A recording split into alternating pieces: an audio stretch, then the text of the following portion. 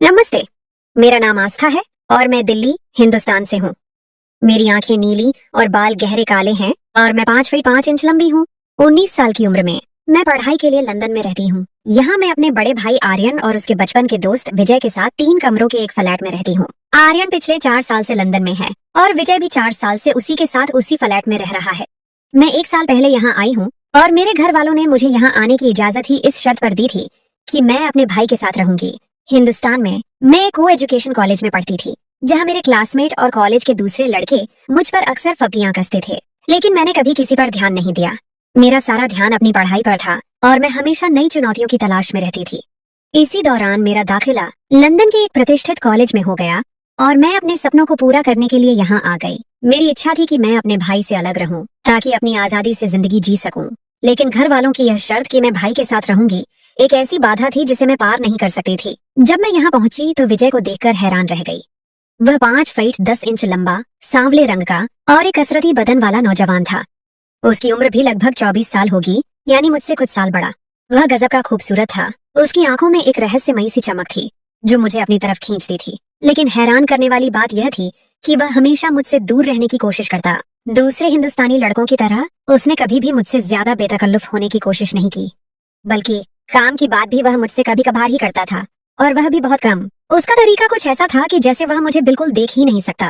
वह उसी वक्त घर आता जब आर्यन भाई भी मौजूद होते। अगर कभी ऐसा होता कि मैं घर में अकेली होती तो विजय भी घर से बाहर चला जाता और उस वक्त वापस आता जब आर्यन घर आ जाते। ये बात मुझे हैरान करती कि आखिर वह मुझसे इतना क्यों कतरा रहा है। मैंने कई बार उसके साथ बात करने की कोशिश की, लेकिन वह हर बार कतरा जाता और मुझे अनदेखा कर जाता, जैसे उससे किसी ने बात ही न की हो। जैसे जैसे वह मुझे अनदेखा करता, मुझ में उसे पाने की इच्छा बढ़ती जाती। उसकी बेरुखी मेरे दिल में उसके लिए जिज्ञासा और आकर्षण पैदा कर रही थी। मुझे इस बात का भी डर रहता कि अगर मैं कभी उससे कोई बात करूं तो कहीं वह भाई को न बता दे, कहीं आर्यन मुझसे नाराज न हो जाए। लेकिन इसके बावजूद मैं अक्सर उससे बात करती रहती। हर बार मुझे उसकी तरफ से बेरुखी और नाकामी का सामना करना पड़ा। यह लड़का लंदन जैसे खुले माहौल में रहने के बावजूद यहाँ की बुराइयों और बेतरतीब जिंदगी से दूर था। हालांकि मेरा भाई कई बार शाम को बाहर दोस्तों के साथ चला जाता, लेकिन विजय ऐसी तमाम बातों से बहुत दूर था। वह अपना ज्यादा वक्त पढ़ाई या अपने काम में लगाता था। उसकी यही परहेजगारी और संजीदगी थी जिसने मुझे उसकी तरफ खींचा और मैं उसे मन ही मन में चाहने लगी थी। वीडियो पर आगे बढ़ने से पहले यदि आपने हमारे चैनल को सब्सक्राइब नहीं किया है तो कृपया सब्सक्राइब करें और उसके बगल में घंटी को चालू करें। एक बार जब विजय की तबीयत खराब थी और वह दिन भर घर पर ही रहा, मैं भी जल्दी कॉलेज से वापस आ गई। बारिश का दिन था और मौसम काफी ठंडा था। आर्यन भाई उस वक्त अपनी नौकरी पर थे, इसलिए मैंने विजय के लिए चाय बनाई और उसे पेश की।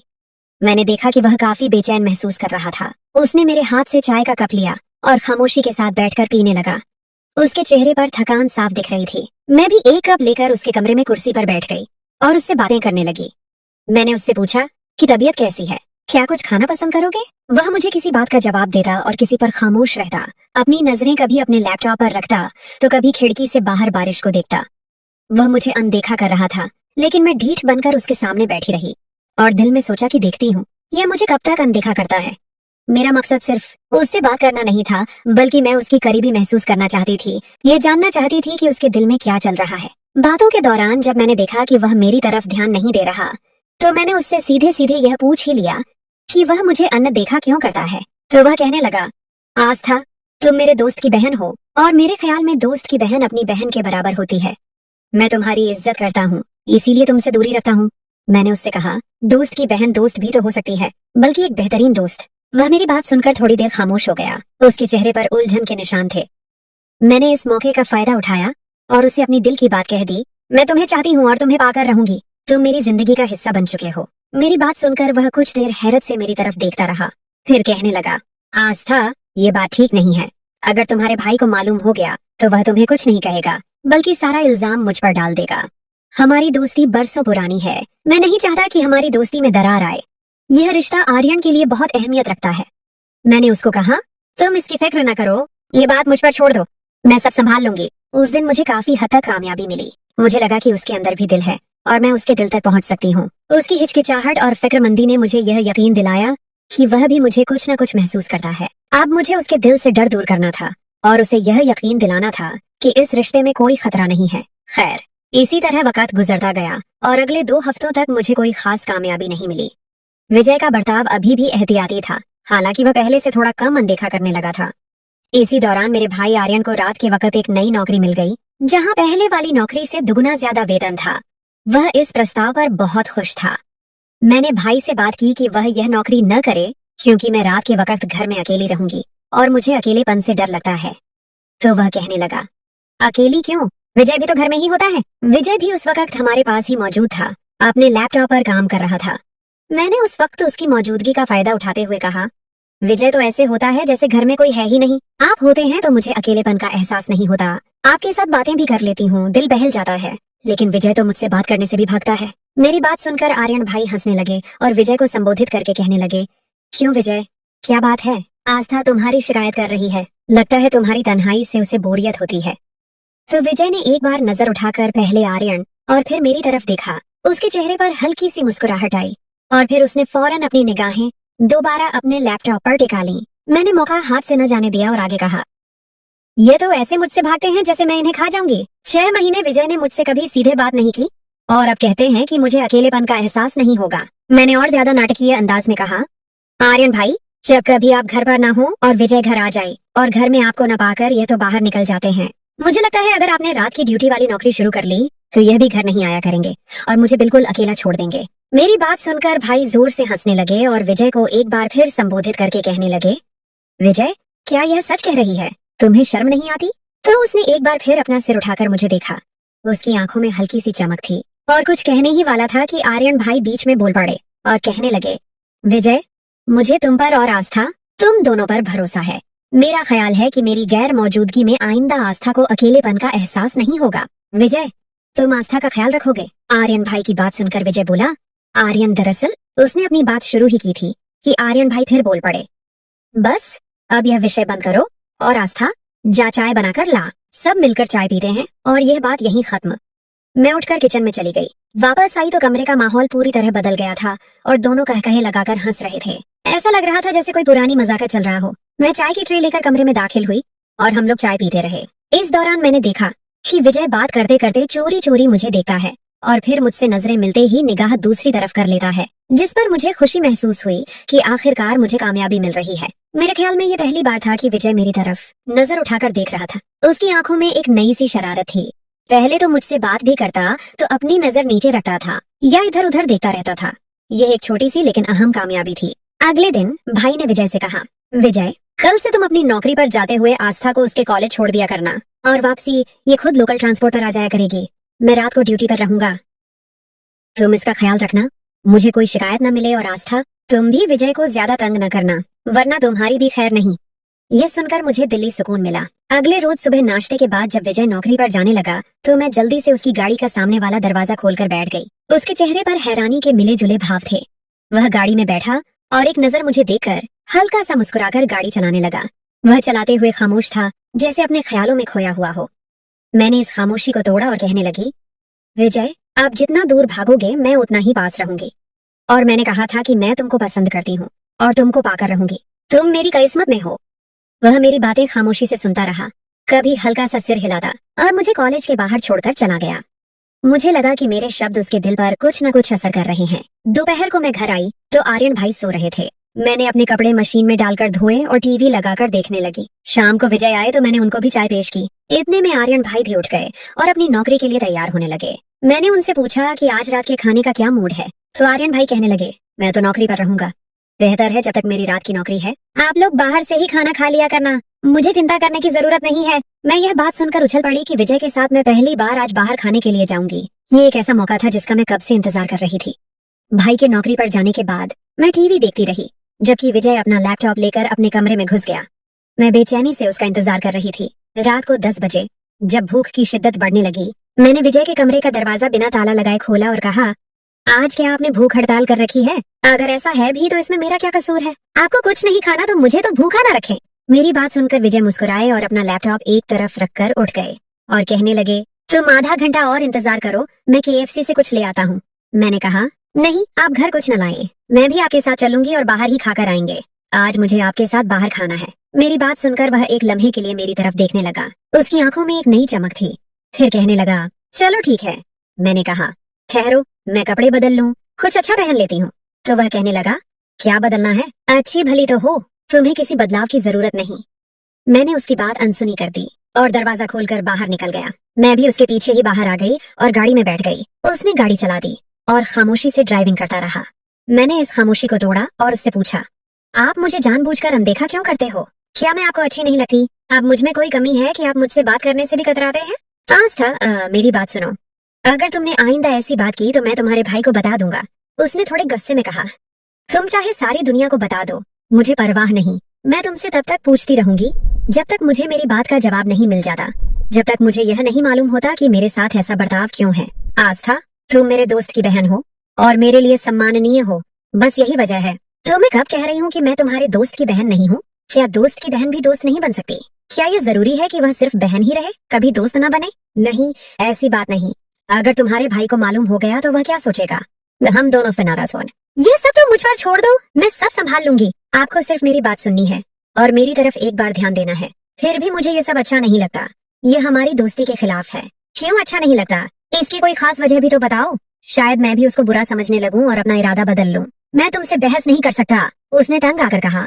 उसके चेहरे पर बेबसी के निशान थे। तो फिर मेरी बात मान लो। मैं आपको यह बता दूं कि मैं आपको पसंद करती हूँ और आपको पाकर ही रहूंगी। मैंने तुम पर अपना दिल हारा है। हाँ, अगर मैं आपको अच्छी नहीं लगती तो मुझे बता दो, मैं आपकी जिंदगी से चली जाऊंगी। उसने केएफसी के सामने गाड़ी खड़ी की और खुद दरवाजा खोलकर बाहर निकल गया और थोड़ी देर के बाद 2 हलाल बर्गर और 2 कोक ले आया। मैंने उससे कहा कि खाना लेकर घर नहीं जाना, बल्कि यहाँ पास के किसी पार्क में चलते हैं जहाँ बैठकर खाएंगे। मुझे खुली जगहों पर बैठकर खाना पसंद है। वह मेरी बात सुनकर खामोश रहा और गाड़ी चलाने लगा। थोड़ी देर के बाद उसने एक खूबसूरत पार्क के सामने गाड़ी खड़ी कर दी, जहाँ हल्की रोशनी थी और सुकून महसूस हो रहा था। हम दोनों ने एक बेंच पर बैठकर बर्गर खाए। इस दौरान भी मैंने उसके साथ बात करने की कोशिश की, लेकिन वह खामोश रहा। कभी आसमान की तरफ देखता तो कभी घास पर निगाहें जमाए रखता, लेकिन मैंने हिम्मत नहीं हारी। मैंने महसूस किया कि उसकी खामोशी में भी कुछ छिपा हुआ है। वह कुछ कहना चाह रहा है लेकिन हिचकिचा रहा है। अगले रोज शुक्रवार का दिन था। सुबह जब वह मुझे कॉलेज छोड़ने गया तो रास्ते में फिर बात करने की कोशिश करती रही, लेकिन हमेशा की तरह मुझे नाकामी का मुंह देखना पड़ा। उसका रवैया अभी भी वही पुराना था। उस दिन शाम को जब भाई नौकरी पर जाने लगे तो मैंने उनसे कहा, भाई आज आप नौकरी पर न जाइए, मुझे आपके साथ वक्त बिताना है। क्यों, खैरियत तो है ना आस्था? क्या कोई समस्या है? नहीं, ऐसे ही आज मेरा बाहर खाने का मन कर रहा है। जब से लंदन आई हूँ कभी भी आप मुझे बाहर खाने के लिए नहीं लेकर गए। मुझे आपके साथ जाना है। मैं तो नहीं लेकर जा सकता, मेरी रात की ड्यूटी है। तुम विजय के साथ चली जाना, वह तो फौरिक है। वह तो ऐसे इंसान है, न खुद कहीं जाते हैं न कहीं मुझे लेकर जाएंगे। उनको तो घर से बाहर निकलना भी पसंद नहीं। मेरी बात सुनकर आर्यन भाई हंसने लगे और कहने लगे, नहीं ऐसी बात नहीं, वह है तो बहुत खौश मिजाज आदमी, लेकिन तुमसे थोड़ा आरक्षित रहते हैं। पता नहीं क्यों मुझसे आरक्षित क्यों रहते हैं ये मुझे मालूम नहीं। खैर छोड़ो इस बात को। अगर आप मुझे ले जा सकते हैं तो ले जाइए, वह मुझे नहीं लेकर जाएंगे। अगर उनके साथ जाने के लिए कहना है तो साफ कह दें कि मैं न जाऊं। नहीं ऐसी बात नहीं, तुम उसे कह देना, वह तुम्हें ले जाएगा। वह नहीं मानेंगे, आप खुद उनसे कह दें तो शायद आपकी बात मान लें। वह आपकी बात ज्यादा सुनते हैं। ठीक है, इस वक्त तो वह नौकरी पर व्यस्त होगा, जब आएगा तो मेरी फोन पर बात करवा देना, मैं उसे कह दूंगा। भाई की बात सुनकर मैं खुश हो गई। मेरा प्लान कामयाब हो गया था। मैं जानती थी कि भाई का कहना वह नहीं टालेगा। भाई चले गए तो मैंने उठकर फ्रेश होकर नीली जीन्स के साथ सफेद टी शर्ट पहन ली और हल्का सा मेकअप करके तैयार हो गई। मैंने आईने के सामने खड़ी रहकर खुद को देखा तो मैं बहुत खूबसूरत लग रही थी। मेरा आत्मविश्वास बढ़ गया था। मैं जब से लंदन आई थी आज पहली बार मैंने मेकअप किया था। हालांकि मेरे पास मेकअप का सामान मौजूद था, लेकिन मैं कभी भी खुद को तैयार करने की जरूरत महसूस नहीं करती थी। तैयार होने के बाद मैं विजय का इंतजार करने लगी। मेरा दिल जोर जोर से धड़क रहा था। एक अजीब सी बेचैनी थी। थोड़ी देर के बाद वह आया। मैंने दरवाजा खोला तो उसने मुझे देखा और एक लम्हे के लिए ठिठक कर रह गया। उसकी आंखों में हैरानी और कुछ और ही जज्बात थे, लेकिन दूसरे ही लम्हे वह संभल गया और अंदर दाखिल हो गया। मैंने दरवाजा बंद किया और अंदर आकर उसके लिए चाय बनाई। चाय के बाद मैंने उससे कहा, विजय आज कहीं बाहर खाने के लिए न चले? भाई ने कहा है कि आपके साथ चली जाऊं। उसने मुझे बिना देखे हुए कहा, मैं नहीं जा सकता। अगर जाना है तो आर्यन से कह देना, वह लेकर चला जाएगा। मैंने भाई से पूछ लिया है, वह कह रहे थे कि आपके साथ चली जाऊं और उन्होंने मुझे जोर दिया है कि आप मुझे लेकर जाएं। मुझे तो उसने नहीं कहा, आप उनसे फोन पर बात कर लें। नहीं, मैं नहीं करता उससे बात और नहीं तुम्हें लेकर जाऊंगा। मेरे पास वक्त नहीं है और मुझे बाहर जाने का मूड नहीं है। मैंने विजय की बात सुनी और अपने फोन से भाई का नंबर मिलाया। जब बेल बजी तो मैंने फोन विजय को पकड़ा दिया। यह लो, भाई से बात कर लो, वह आपसे बात करना चाह रहे हैं। नहीं, मैं नहीं करता, उसने फोन मेरी तरफ बढ़ाते हुए कहा। उसके चेहरे पर सख्ती थी। मैंने फोन पकड़ लिया और जैसे ही भाई ने फोन उठाया, मैंने रोने वाले अंदाज में कहा, भाई मैंने क्या कहा था, विजय मुझे नहीं लेकर जाएंगे, आप खुद ही मुझे मना कर देते। मैं कितनी अकेली महसूस कर रही हूँ। नहीं, ऐसे कैसे हो सकता है, तुम मेरी बात विजय से करवा दो, भाई ने हैरानी से कहा। वह आपसे बात करने को भी तैयार ही नहीं। वह तो कह रहे हैं कि उनको मुझसे बाहर जाने का बिल्कुल मूड नहीं है। ठीक है, मैं उसको खुद फोन करता हूँ। भाई ने फोन बंद कर दिया। अगले ही लम्हे विजय के फोन पर घंटी बजने लगी। विजय ने मेरी तरफ गुस्से भरी निगाहों से देखते हुए फोन उठाया। हेलो, क्या हाल है आर्यन? फिर उसने मुझ पर नजर डाली और भाई से कहने लगा, क्या मैं कैसे ले जा सकता हूँ इसको यार, मुझे काम है, मेरी बात तुम समझते क्यों नहीं? दूसरी तरफ से भाई ने जाने विजय को क्या कहा। विजय ने मेरी तरफ देखा और फोन बंद कर दिया और मुझे कहने लगा, ठीक है, लेकिन जाना कहाँ है? किसी अच्छे से होटल पे चलते हैं जहाँ लाइव म्यूजिक हो। नहीं, मैं तुम्हें होटल पे नहीं ले जा सकता, आज मेरा मूड नहीं है, नहीं तो मैं फिर भाई से बात करती हूँ। मैंने उसे फिर धमकी दी। एक तो तुम भाई की धमकी बहुत देती हो, तुम्हारा भाई मुझ पर कोई हाकिम तो नहीं लगा हुआ कि मैं उसके डर से तुम्हारी हर जायज नाजायज बात मानूं? उसने अब थोड़ा सा मजाक से कहा। तो ठीक है, अब भाई से बात कर लें और उनको कह दें कि मैं नहीं ले जा सकता। मैंने भी थोड़ी शरारत की। ठीक है, लेकिन एक बात सुन लो, वहाँ जाकर कोई ऐसी वैसी हरकत नहीं करनी और तुम तैयार हो जाओ। मैं भी कपड़े बदल लेता हूँ। मैं तैयार हूँ, आप तैयार हो लें। वैसे इसी तरह भी आप बहुत हैंडसम लग रहे हो, मैंने मुस्कुराकर कहा। उसने फिर मेरी तरफ देखा। उसकी आंखों में एक नई सी शरारत और हल्की सी हंसी थी। वह अपने कमरे में घुस गया। थोड़ी देर के बाद कपड़े बदलकर बाहर निकल आया और मुझे कहने लगा, चलो जल्दी करो और वापस भी जल्दी आना है। उस वक्त रात के लगभग 9 बज रहे थे। मैं जल्दी से बाहर निकली और गाड़ी में बैठ गई। उसने दरवाजा लॉक किया और गाड़ी में आ बैठा और ड्राइविंग करने लगा। हम लोग लंदन के एक बड़े होटल के बाहर पहुंचे, जहां उसने एक जगह गाड़ी पार्क की और हम अंदर चले गए। अंदर दाखिल हुए तो अंदर तेज अंग्रेजी संगीत चल रहा था और माहौल बहुत रोशन था। हमने एक खाली टेबल ढूंढा और बैठ गए। ऐसे ही बैठे रहने के बाद मैंने विजय से कहा, यहाँ ऐसे ही बैठे रहेंगे, आप कोई ड्रिंक वगैरह भी लेनी है? वह कहने लगा, तुम बैठो, मैं कुछ ले आता हूँ। मैंने उससे कहा, नहीं आप बैठें, मैं लेकर आती हूँ, आप थक गए होंगे। वह उठने लगा, लेकिन मैं उससे पहले उठ चुकी थी, जिस पर वह बैठ गया और उसने अपने पर्स से मुझे कुछ पैसे दिए। मैंने ड्रिंक के 2 ग्लास लिए और टेबल पर आ गई। ड्रिंक देखकर वह गुस्से के अंदाज में बोला, ये क्या ले आई हो? मैंने तुमसे कहा था कोक लानी है, लेकिन तुम यह उठा लाई। उसके चेहरे पर नाराजगी साफ दिख रही थी।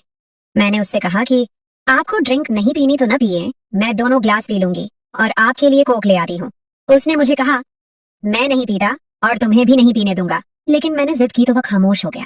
मैं फिर उठी और उसके लिए कोक ले आई और टेबल पर बैठकर ड्रिंक का ग्लास उठाकर पीने लगी और विजय भी एक एक घूंट कोक पी रहा था। थोड़ी देर के बाद मैंने अपना ग्लास फिर उठाया और पूरा ग्लास पी लिया और उसके बाद हम घर आए और मैं सो गई और मुझे नींद आ गई। वह रात मेरे लिए एक यादगार रात थी। सुबह 6 बजे के करीब मैं उठी तो टीवी लाउंज में आर्यन भाई और विजय बातें कर रहे थे। मैं बाहर निकली, विजय और भाई को गुड मॉर्निंग कहा। भाई ने मुझे देखा और कहने लगे, उठ गई शहजादी साहिबा, सुबह से चाय के इंतजार में बैठे हैं। मुझे शर्मिंदगी महसूस हुई, लेकिन विजय ने मुझे सोने नहीं दिया। वह बता रहा था कि तुम लोग रात को होटल में गए थे और तुमने उसे कितना तंग किया। आस्था, तुमने देखा ना विजय कितना अच्छा है, वह तुम्हारा कितना ख्याल रखता है। मैं घबराई हुई थी, कुछ न बोली और बाथरूम में घुस गई। नहाकर फ्रेश हुई और फिर मैंने जाकर चाय बनाई और उनके पास ही बैठी और इंतजार करने लगी कि कब भाई मेरी क्लास लेना शुरू करते हैं, मगर ऐसा कुछ न हुआ। भाई का अंदाज ऐसा था जैसे वह मेरी शरारतों से लुत्फ ले रहे हों। थोड़ी देर के बाद भाई चाय पीकर सोने के लिए अपने कमरे में चले गए और मैंने चोरी चोरी विजय की तरफ देखा तो वह मेरी तरफ देखकर हल्का हल्का सा मुस्कुरा रहा था। उसकी आंखों में एक नई चमक थी।